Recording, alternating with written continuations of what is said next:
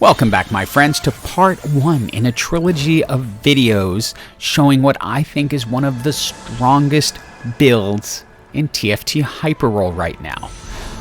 I doubt it's going to change anytime soon unless they nerf it in a major way, and they haven't made any moves to do that. So let's take a look at part 1 of Lagoon, an assassin's tale. Now, while I think this comp is very strong, I don't think you should try to force it. I like to look for some signs from the TFT gods that I should be going for it, such as getting a Seraphine out of the NPC round. Of course, your augments are going to matter here. If I was thinking of going Lagoon Mage, I would have gone with the Luden's Echo, but my head just wasn't telling me that was the way to go, so I decided to go with a little bit of healing. It's pretty easy to pick up the 3 Lagoons, especially if you start with one of the 3 costs, because you have Malphite is a 1 cost, and Talia is also a 1 cost, so they're pretty easy to pick up at the beginning. I like to tank Malphite up with a Warmogs if possible. And while I didn't go Luden's Echo in this game, spellcasting is going to be very important because one of your key Lagoons is going to be Soam, who is a mage, so you are likely going to get to 3 mages by the time you're done. Now, I want to talk about something that not everyone realizes, and I didn't when I first started playing. The Lagoon rewards are not random. They are to a point, but there are very specific things you get at very specific levels. For example, at 600 casts, you get a Tactician's Crown. Oftentimes, you'll get a random champion or a random item, but other than that, it is not random. Knowing this and having some concept of what you're going to get might change your strategy. You'll see this in a later video, part 3 of the trilogy, where I specifically use that strategy to do exactly what I need to do. For example, I know at 50 I'm going to get a Reforger, which I don't really care about at this point because I haven't gotten items I specifically hate. Also, for me, winning early on Lagoon doesn't really matter, but it's always nice when it works out that way. For items, I'm generally looking for tears or rods. Those are the main things. And of course a BF sword, because I would like to make a Hextech Gunblade at some point in the process.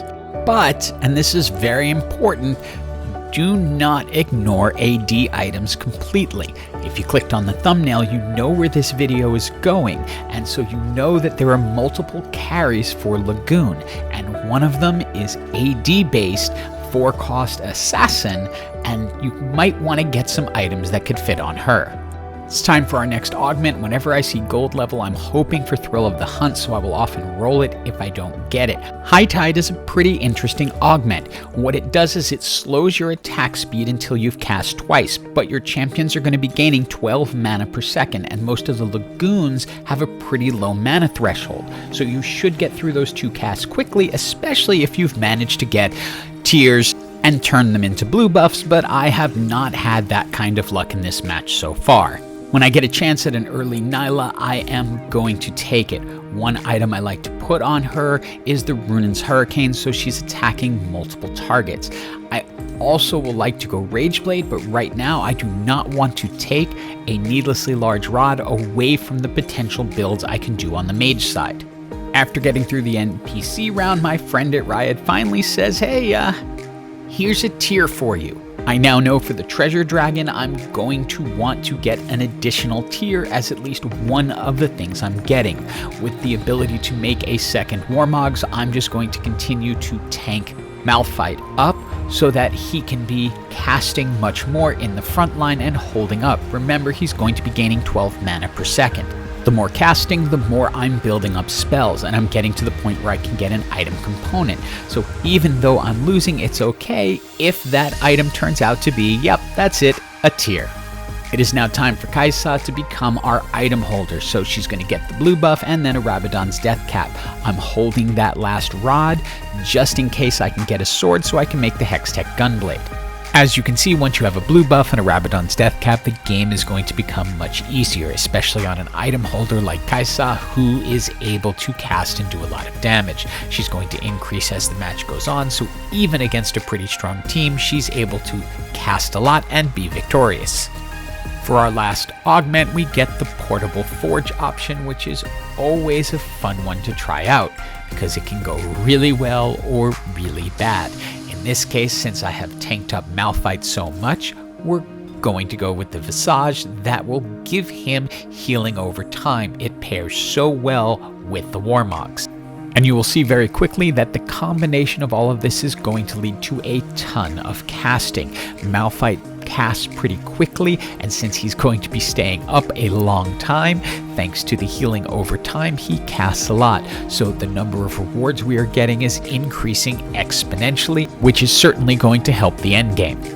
Now it is Treasure Dragon time, and I'm really looking to make sure that I end up with a Hextech Gunblade out of all of this, so the BF sword is the most important item. At this point, I'd rather save my gold to roll for champions, so I decide to just take this because I can make the whole thing work. This will allow me to put Soam in with 3 key items: blue buff, Rabadon's Deathcap, Hextech Gunblade. It will also give me a Last Whisperer that can go on to Nilah, and then I can add the Quicksilver to her just so that she cannot be stunned. I could end up reforging something just in case I get lucky, but I tend to like to stick with what I have because often when I reforge, it just ends up getting worse. Now I usually like to come out of the Treasure Dragon round with a 2-star Soam when I'm doing Lagoon, but I did not get that lucky. I was able to find one more but didn't have enough time to roll through and find another. I have started to find additional Nilahs though, so I'm hoping that as this continues, I might be able to put together a gold Nilah. But again, if you saw the thumbnail, you know how it goes. Coming out of the NPC round, we get a choice of items, and the choice is pretty obvious. We're going to go with the blue buff. Again, more casting equals more gifts, equals more stuff, equals more chances to win. So we're going to go ahead and put that on Kaisa along with the Jeweled Gauntlet so that she can have some crits. I was going to reforge the Thieves' Gloves until I saw it also gave me a blue buff, and I'm picking up more Nilahs. So I'm starting to hope what I can get. I'm able to 2-star the Soam, and we're ready to go into the next round. And even though we're in the basement of the match in terms of the health chart, I know the way Lagoon comes together, and once it does, it's really powerful. And you can see how fast we're able to dispatch the other team and also get ourselves up to 400 casts, which is going to give us a champion duplicator. Since I'm currently at 6 health and in danger of being eliminated, I grab a Soraka and use the champion duplicator to bring her up to 2 stars. That means she's going to be healing for 2 health each time she casts, which will take me out of risk of elimination, presuming she's able to cast, but that shouldn't be a problem given how tanky my front line is. And as you can see, Lagoon is pretty popular, so you often end up in Lagoon versus Lagoon. But luckily, winning this match brings us into the top 4.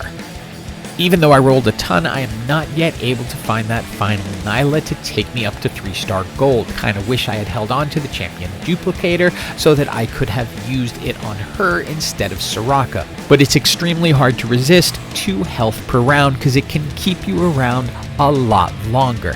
And as you can see, this team we're against is really strong, and we might need that additional health to stay in this match because they are able to take Soam out. It took lots and lots of rolling, but I am finally able to get that gold 3-star Nilah to help me finish this match out. I also got the Thieves' Glove as a reward and put that on Seraphine, and luckily it came with a blue buff. So I now have lots of blue buffs for lots of casts, and hopefully that will bring me up to 600 total casts throughout the match, which will then give me a Tactician's Crown. You keep an eye on the seashell on the left. You want to see that get to 600. Soraka heals me so that I'm up to 6.